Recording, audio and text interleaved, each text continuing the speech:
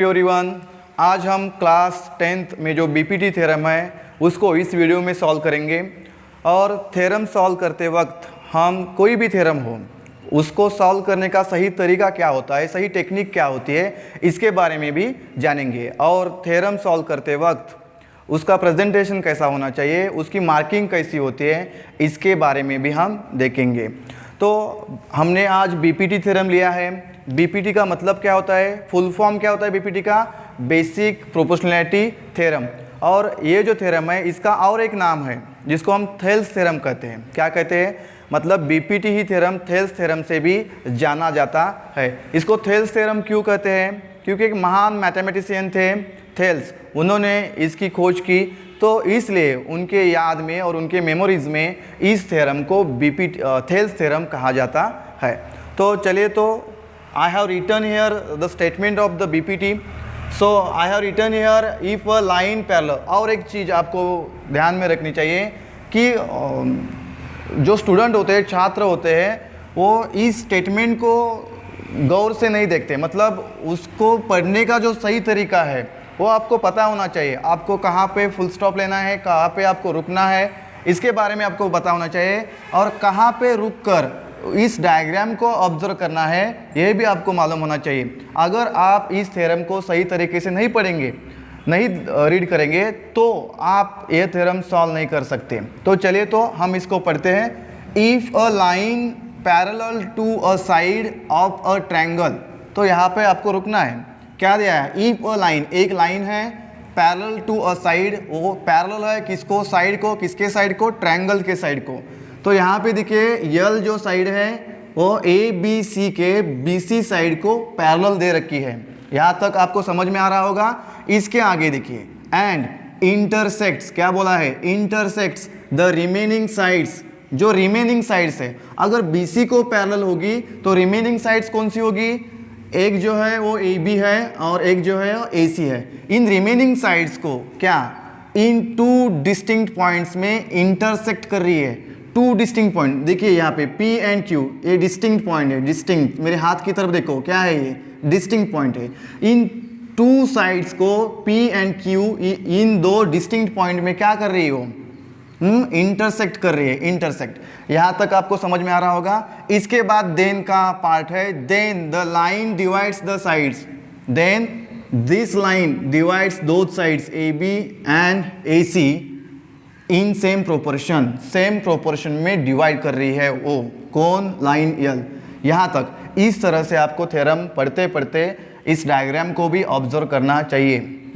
तो ये आपका थ्योरम था। इधर सेम प्रोपोर्शन कहाँ है, सेम प्रोपोर्शन, इसका मतलब क्या है, सेम प्रोपोर्शन का, ये जो लाइन है यल वो इस साइड को कैसे डिवाइड कर रहे हैं, AP अपॉन PB। सो यहाँ क्या है, AP अपॉन PB में डिवाइड कर रही है। और इस साइड को AC को क्या कर रही है, AQ upon QC, AQ upon QC। इन दो भागों में ये बांट रही है।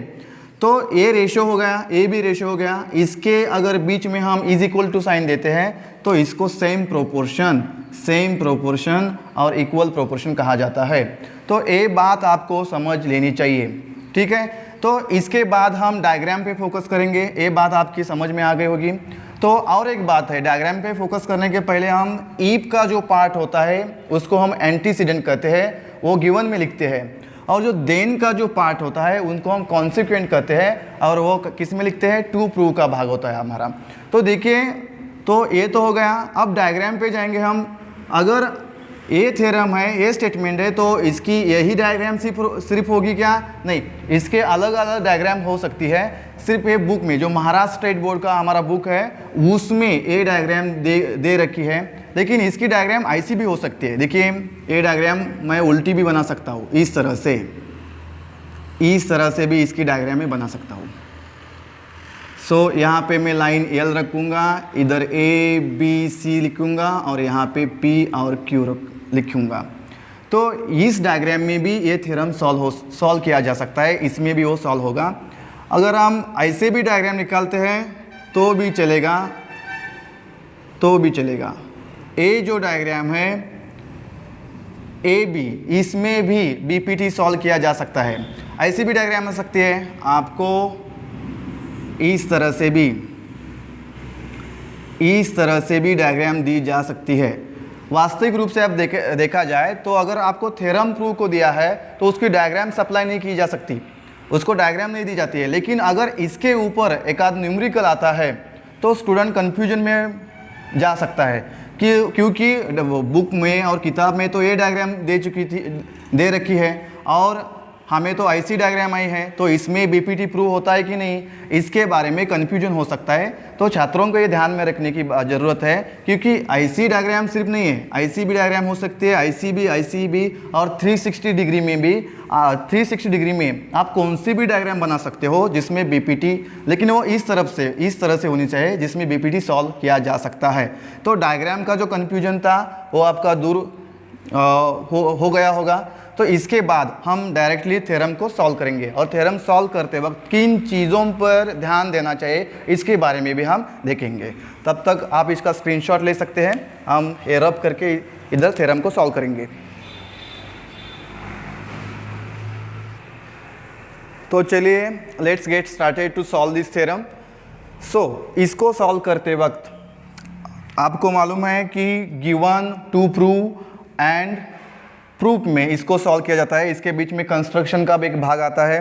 तो फर्स्ट हम कैसे सॉल्व करते हैं, इसको गिवन से स्टार्ट करेंगे। गिवन, आई थिंक आपको ये दिख रहा होगा, गिवन। प्रेजेंटेशन की बात की थी मैंने पहले। तो गिवन लिखने के बाद आप उसके नीचे 2 अंडरलाइन कीजिए, ये बेटर होता है किसी भी एग्जामिनर के लिए, पेपर चेक करने के लिए आपका गिवन आसानी से दिख जाता है उसको। तो इसके नीचे 2 अंडरलाइन कीजिए, इसके सामने के लाइन को कुछ भी मत लिखिए, उसके नीचे लिखिए। तो देखिए गिवन क्या होता है, गिवन जो आपका होता है वो एंटीसीडेंट होता है, मतलब ईफ का पार्ट होता है। इधर ईफ का पार्ट क्या है, if a line parallel to a side of a triangle. यहाँ तक हम रुकेंगे। एक जो लाइन है वो ट्रायंगल के किसी भी एक साइड को पैरेलल है, किसी भी एक साइड को पैरेलल है। तो यहाँ पे देखिए हम लिखेंगे यहाँ पे in triangle A B C, in triangle A B C, comma देंगे यहाँ पे हम, in triangle A B C line, कौन सी लाइन है, line L is parallel to B C. यहाँ पे लाइन यल दे चुके हैं वो, और यल किसी को पैरेलल है, बी सी को पैरेलल है। So line L is parallel to B C. यहाँ पे हम एक कॉलम बनाएंगे, कॉलम सीधा आना चाहिए क्योंकि बड़ा थ्योरम है। तो बी सी यहाँ पे कॉमा देंगे हम। उसके बाद क्या बोला है, and intersect the remaining sides in 2 distinct points. वो क्या कर रही है, इंटरसेक्ट कर रही है ए बी और ए सी को 2 डिस्टिंक्ट पॉइंट में। सो लिखिए यहाँ पे line L intersects two side. पहली साइड कौन से, ए बी को, इस ए बी को कहाँ पे इंटरसेक्ट कर रही है, पी में। A B at P, point P, and two side, दूसरी साइड कौन सी है, ए सी को कहाँ पे, देखिए to A C at point, कौन सा पॉइंट है वो, ए सी को देखिए, ए सी को क्यू में इंटरसेक्ट कर रही है, क्यू। यहाँ तक आपका जो गिवन है वो लिख सकते हो, और इसके आगे भी आपको कुछ लिखना है तो भी लिख सकते हैं। ये जो पॉइंट्स है ए, पी और बी, ये कोलिनियर है। कैसे है, कोलिनियर। तो आप यहाँ पे लिख सकते हो A dot P dot B, that means these are collinear, comma. उधर देखिए A Q C, A B collinear है, सो लिखिए यहाँ पे A dot Q dot C, that means A Q C are the collinear. Given के बारे में और एक चीज़ है, छात्र जो होते हैं और स्टूडेंट जो होते हैं वो रटने की कोशिश करते हैं इसको। अगर आप रट के जाओगे तो मैथ्स को सही तरीके से आप पहचानने में मतलब आप मैथ्स को सही तरीके से पहचानने में आप गलती कर रहे हो। सो मैथ्स को आपको अगर अंडरस्टैंड करके लेना है तो आपको रटने की कोई भी ज़रूरत नहीं है, सिर्फ अंडरस्टैंडिंग की बात है यहाँ पे। अगर आप इसको समझ लिया, इस स्टेटमेंट को आप अच्छी तरह से समझ पाते हो, तब ही आप गिवन अच्छी तरह से लिख सकते हो। तो बहुत सारे स्टूडेंट जो होते हैं वो रटते हैं, थ्योरम को रट कर एग्ज़ाम में लिख के आते हैं। आप लिख भी लोगे, मार्क्स भी आपको मिलेंगे, लेकिन यह सही तरीका नहीं है मैथ्स को पढ़ने का। तो सही तरीका है आप स्टेटमेंट को पहले एनालिसिस कीजिए, उसको कैटेगराइज कीजिए, और उसके बाद गिवन कैसे लिखते हैं इसका प्रयास कीजिए, इसकी प्रैक्टिस कीजिए। आप 2-3 थ्योरम आप सॉल्व करेंगे तो उसके बाद आपको समझ आएगा गिवन कैसे लिखते हैं। एक ही थ्योरम से काम नहीं होगा, ठीक है। तो गिवन इस तरह लिखते हैं, वह इफ का पार्ट होता है। इसके बाद क्या आता है? टू प्रूव आता है। क्या आता है? To prove. So to prove ये हमारा एम होता है, आपको कहाँ जाना है इससे पता चलता है। टू प्रूव क्या है? देन का जो पार्ट होता है जिसको हम कॉन्सिक्वेंट कहते हैं वो टू प्रूव होता है। Then the line divides the sides in same proportion. कौन सी लाइन? जो लाइन यल है वो डिवाइड्स करती है कौन सी साइड को? ए बी और ए सी को। कैसे? सेम प्रोपोर्शन में। आपको मैंने सेम प्रोपोर्शन बताया था। सेम प्रोपोर्शन कैसा होगा? मतलब यहाँ पे क्या आएगा? ए पी जो फर्स्ट पार्ट है A P upon P B, उसके बाद क्या आएगा? A Q upon Q C. क्या आएगा? A Q upon Q C, और दोनों के बीच में इज इक्वल टू साइन आएगा। इसको हम सेम प्रोपोर्शन कहते हैं। तो ये आपका टू प्रूव है। आपको टू प्रूव के ऊपर बहुत फोकस करना चाहिए, क्योंकि इसके सहारे ही, इसके और इसके दोनों के सहारे ही हम थ्योरम को सॉल्व करते हैं, ठीक है। तो इसके बाद का जो पार्ट है वो कौन सा है? कंस्ट्रक्शन का है। क्या है वो? कंस्ट्रक्शन। हमको कभी कभी कंस्ट्रक्शन करना पड़ता है, दी गई चीज़ें काफ़ी नहीं होती हमारे लिए, तो हम कंस्ट्रक्शन करते हैं। सो कंस्ट्रक्शन के नीचे भी हम 2 अंडरलाइन करेंगे और कंस्ट्रक्शन को लिखेंगे। कंस्ट्रक्शन क्या करना है आपको इस फिगर में? इसमें आपको लाइन ड्रॉ करनी है P से लेकर यहाँ तक C तक, और B से लेकर आपको कहाँ तक? Q तक। B से आपको कहाँ तक? Q तक लाइन ड्रॉ करनी है। सो कंस्ट्रक्शन में लिखिए, कंस्ट्रक्शन में लिखिए ड्रॉ लाइन। कौन सी लाइन ड्रॉ की पहले हमने? PC, एंड दूसरी कौन सी है? BQ कहिए और QB कहिए, दोनों भी एक ही होगी। तो इस तरह से आप ऐसे भी कर सकते हैं कि ज्वाइन PC एंड BQ, यह भी लैंग्वेज आप इस्तेमाल कर सकते हैं यहाँ पे। तो मैंने पहले भी कहा था आपको मार्किंग कैसी होती है इसको। तो कोई भी थ्योरम हो तो मिनिमम 3 मार्क्स के लिए और मैक्सिमम 4 और 5 मार्क्स के लिए पूछा जाता है। तो ये अगर 3 मार्क्स को और 4 मार्क्स को पूछा जाएगा तो इसमें मार्किंग कैसे? अगर 4 मार्क्स को आएगा ये, तो ये हमारा जो फर्स्ट पॉइंट है गिवन, ये आपको आधा मार्क दे के जाएगा। गिवन कितने मार्क्स का होगा? आधा। उसके बाद टू प्रूव कितने मार्क्स का होगा? आधा। उसके बाद कंस्ट्रक्शन हाफ मार्क्स के लिए होगा। कंस्ट्रक्शन और डायग्राम दोनों देखी जाएगी और दोनों को मिलके आपको आधा मार्क्स दिया जाएगा। कंस्ट्रक्शन जो आपने यहाँ पे लिखा है उसी तरह यहाँ पे कंस्ट्रक्शन होना चाहिए इसके लिए। सो आप थ्योरम सॉल्व किए बिना ही कितने मार्क्स मिले आपको मिलेंगे?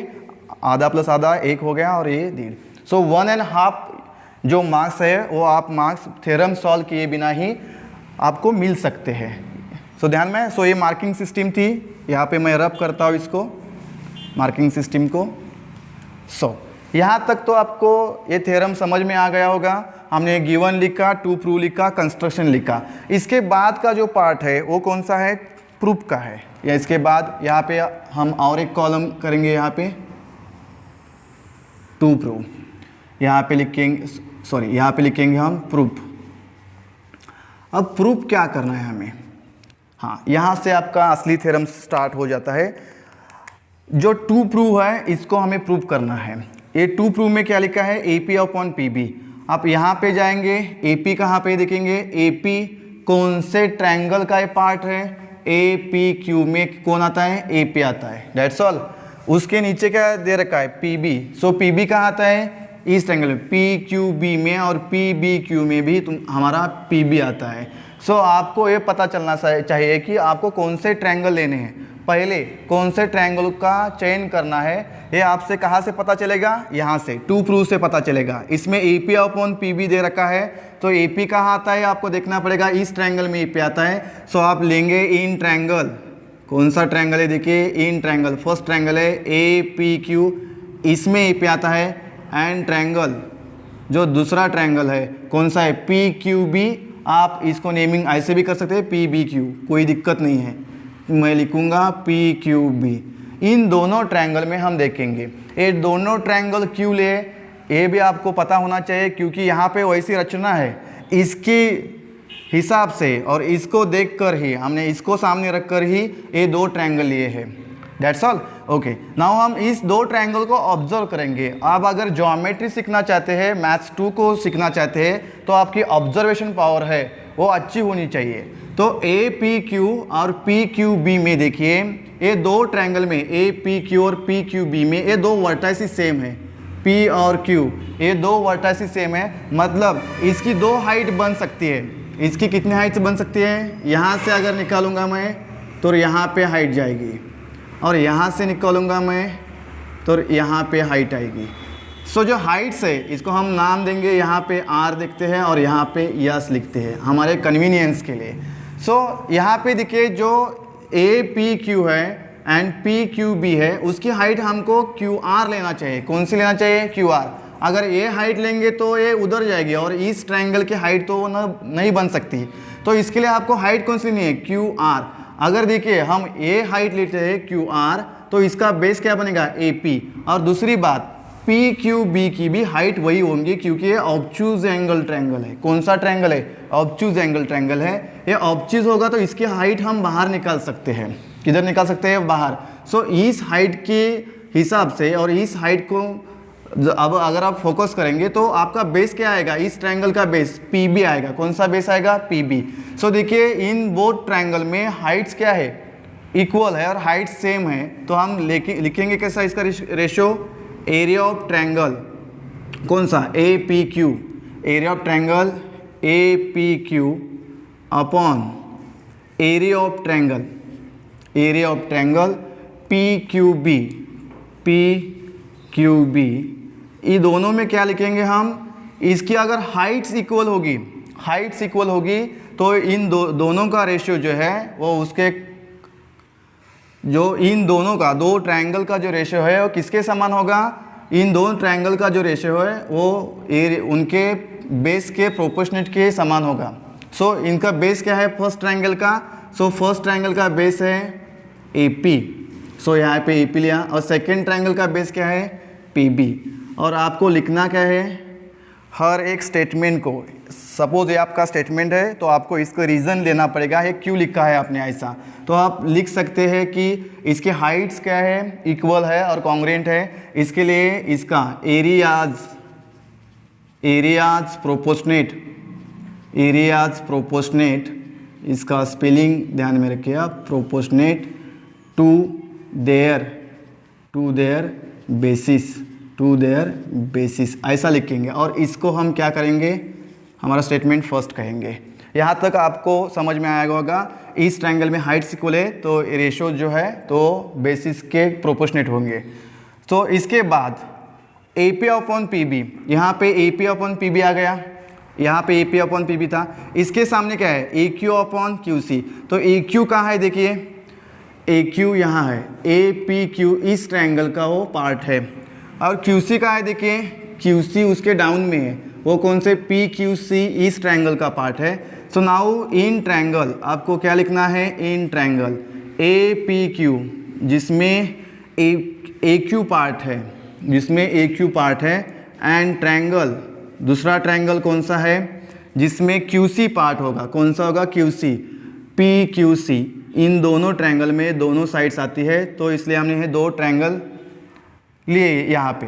तो इन दो ट्रायंगल में देखिए area of triangle APQ upon area of triangle PQC is equal to, देखिए यहाँ पर भी देखिए ये जो है ये ऑब्टूज एंगल ट्रायंगल है तो इसकी हाइट PS होगी, और ये APQ ये एक्यूट एंगल ट्रायंगल है तो आप इसके अंदर हाइट निकाल सकते हैं, उसकी भी हाइट क्या होगी PS ही होगी। सो दोनों ट्रायंगल की हाइट कॉमन है और इक्वल है, इसलिए इसका जो रेशियो है वो उसके बेस के प्रोपोर्शनेट होगा। किसके? ये दोनों बेस के, ए क्यू और इसका बेस क्या है? Q C. अगर आप इस वर्टेक्स से ये हाइट लेंगे तो A Q upon A Q जो है वो इस ट्रायंगल का बेस होगा और क्यू सी जो है वो पी क्यू सी का बेस होगा। और यहाँ पे आप क्या लिखेंगे? क्या लिखेंगे? Areas proportionate to, areas proportionate areas proportionate to their basis। ये बेस है इसलिए यहाँ पे बेस लिखेंगे। यहाँ पे आप अलग भी स्टेटमेंट लिख सकते हो, ट्रायंगल्स हैविंग इक्वल हाइट्स, ऐसा भी आप लिख सकते हो। यहाँ पे भी देखो ये बोथ ट्रायंगल्स इक्वल हाइट्स है, तो यहाँ पे आप लिख सकते हो ट्रायंगल्स हैविंग इक्वल हाइट्स, ये भी तरीका सही है। तो इसको हम, इस स्टेटमेंट को हम क्या कहेंगे? Second statement. अगर आप दोनों स्टेटमेंट को देखेंगे और टू प्रूव को देखेंगे तो आपके एक बात समझ में आएगी। देखिए इस स्टेटमेंट में A P upon P B यहाँ पे है राइट हैंड साइड को, और इस स्टेटमेंट में ए क्यू अपॉन क्यू सी यहाँ पे है। तो प्रूव में जाके देखिए इसके बीच में इज इक्वल टू साइन है, तो आपको इसका समेट कराना चाहिए, इसको इज इक्वल टू दिखाना चाहिए। इज इक्वल टू दिखाने के लिए आपको लेफ्ट हैंड साइड को ऑब्जर्व करना चाहिए। यहाँ पे लेफ्ट हैंड साइड पे क्या दे रखा है? देखो area of triangle A P Q upon area of triangle P Q B, समझ आ रहा है ना? उसके नीचे देखिए area of triangle A P Q, मतलब जो आपका यहाँ पे ट्रायंगल है वहाँ वही ट्रायंगल आपका यहाँ पर है। और नीचे देखो यहाँ पे area of triangle P Q B, ज़रा सही आनी चाहिए, area of triangle P Q B upon area of triangle क्या आ रहा है? पी क्यू सी आ रहा है।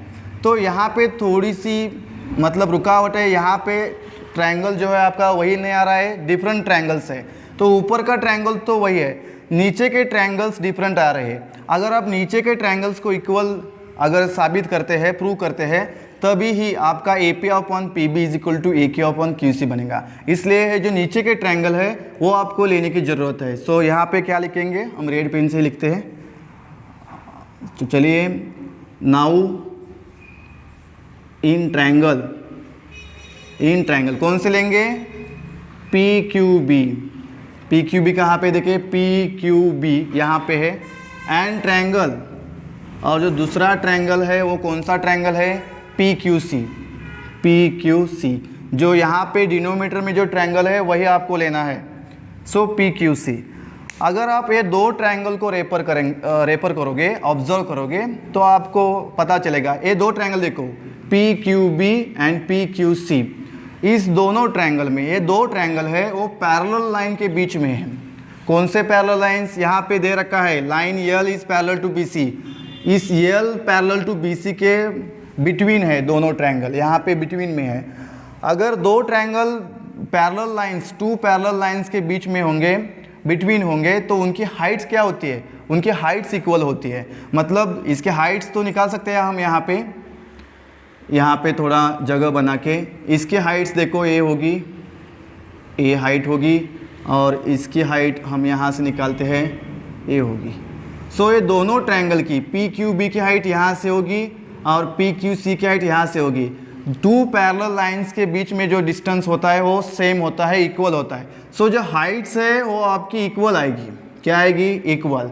आप देखो ये दोनों हाइट्स पी क्यू इस बेस पे है, तो हाइट्स इक्वल है और बेस आपका कॉमन है, इस ट्रायंगल का बेस कॉमन है, इसलिए इसके एरियाज भी क्या हो गए? इक्वल हो गए, सेम हो गए। तो क्या लिखेंगे हम यहाँ पे? Triangle P Q B and triangle P Q C lie between the same लिखना जरूरी है, the same two parallel lines। यहाँ तक आपको समझ में आ रहा है? the same two parallel lines। इसके बाद therefore they have equal height, okay, and common base। कौन सा कॉमन बेस होगा? Common base. अगर ये हाइट्स इक्वल होगी तो बेस इनका पी क्यू होगा, पी पी क्यू बी में पी क्यू बेस आएगा, पी क्यू सी में पी क्यू ही बेस आएगा, and common base P Q. यहाँ तक समझ आ रहा है ना। तो ये दोनों चीज़ें होने के बावजूद हम क्या करेंगे, ये दो अगर आपके पास है तो आप क्या लिखेंगे, देयरफॉर क्या लिखेंगे, एरिया ऑफ ट्रायंगल कौन सा पहला है, area of triangle P Q B is equal to area of triangle कौन सा लेंगे, पी क्यू सी, और इसको हम थर्ड रेफर करेंगे, फर्स्ट थर्ड। सो आपने देखा है यहाँ पे फर्स्ट स्टेटमेंट है, यहाँ पे सेकंड स्टेटमेंट है, और यहाँ पे हमने थर्ड स्टेटमेंट निकाला है। अगर हम तीनों को रेफर करेंगे, ऑब्जर्व करेंगे, तो देखिए यहाँ पे A P Q upon P Q B है is equal to A P upon P B, यहाँ पे A P Q upon P Q C है, यहाँ पे ए क्यू अपन क्यू सी है। दोनों के जो ऊपर का भाग है वो इक्वल है, और नीचे का भाग भी जो है डिनोमीटर में जो है वो हम डिनोमीटर इक्वल दिखाए है यहाँ पे। सो आपका क्या होगा, from first second and third, हम यहाँ पे लिखते हैं from first second and third, from first second and third we get what we get here, जो लेफ्ट हैंड साइड है वो इक्वल आएगी कौन सी, एरिया ऑफ ट्रायंगल। इसमें क्या लिखा है फर्स्ट में, ए पी क्यू, जो फर्स्ट का लेफ्ट हैंड साइड है वो यहाँ पे लिखो, ए P Q upon area of triangle, area of triangle कौन सा है, पी क्यू बी। सो लिखो यहाँ पे P Q B is equal to, second में जो लेफ्ट हैंड साइड है वो लिखो area of triangle A P Q, ऊपर का न्यूमरेटर इक्वल ही है, नीचे क्या है area of triangle P Q C. So यहाँ पे लिखो area of triangle P Q C. So इस तरह से दोनों फर्स्ट में जो सेकंड में जो आपकी लेफ्ट हैंड साइड है वो इक्वल हो जाएगी। अगर लेफ्ट हैंड साइड इक्वल बनती है तो डेफिनेटली राइट हैंड साइड भी क्या होगी, इक्वल होगी। So therefore right hand side क्या है, ए पी अपॉन क्या है, P B is equal to, यहाँ पे क्या है A Q upon Q C. So ये आपका टू प्रूव है, देखिए टू प्रूव में जाके आपका टू प्रूव क्या है, ये है। तो इस तरह से हैंस आप इधर पूरा स्टेटमेंट भी लिख सकते हो जो है, और आपको स्टेटमेंट नहीं लिखना है तो आप क्या लिख सकते हो, हैंस इट इज़ प्रूव्ड, इतना भी लिखोगे तो चलेगा। तो इस तरह से इस टेक्निक से आप इसको सॉल्व कर सकते हो। इसमें कोई भी आपको परेशानी नहीं होनी चाहिए। अगर आपको ये पूरी तरीके से सॉल्व करना है तो वीडियो को 2-3 बार स्टॉप कीजिए, फिर से देखिए, और आपको अपने नोटबुक में इसको लिखना पड़ेगा जैसे मैंने लिखा है वैसे। इस तरह से आप अगर प्रेजेंट करोगे तो आपको डेफिनेटली अच्छे मार्क्स आएंगे। प्रेजेंट करने का तरीका भी मैंने बताया यहाँ पे, आपको यहाँ की मार्किंग मैंने बताई है। यहाँ पर जो फर्स्ट है इसको आपको आधा मार्क्स मिलेगा, मतलब हाफ मार्क्स। जो स्टेटमेंट सेकंड है इसको हाफ मार्क्स मिलेगा। स्टेटमेंट थर्ड कितना हुआ देखो, हाफ हाफ, और यहाँ पे स्टेटमेंट थर्ड है इसको आधा मार्क होगा, तो 3 मार्क्स हुए यहाँ पे। इस स्टेटमेंट को हाफ मार्क्स और इसको आधा मार्क्स, मतलब आपको 4 मार्क्स के लिए ऐसा थ्योरम आ सकता है। और थ्योरम की मार्किंग भी आपको मैंने बताई है, फर्स्ट स्टेटमेंट को आधा, सेकेंड को हाफ, थर्ड को हाफ, यहाँ पे आपका फोर्थ स्टेटमेंट है इसको हाफ, और इसको जो लास्ट का प्रूफ है इसके लिए हाफ। सो टोटल मिला के आपके 4 मार्क्स हो गए। सो इस प्रकार आप इस थ्योरम को सॉल्व कर सकते हो। अगर आपको ये तरीका पसंद है तो मेरे चैनल को लाइक कीजिए, वीडियो को ज़्यादा से ज़्यादा लोगों तक पहुँचाइए, शेयर कीजिए, और आपके जो कमेंट्स है वो कमेंट्स मुझे दीजिए। और कमेंट्स के ऊपर क्या होगा, अगर आप कमेंट्स देंगे तो मैं बेहतर तरीके से जो अगला वीडियो है वो ला सकूँगा। तब तक के लिए सबका धन्यवाद, थैंक यू।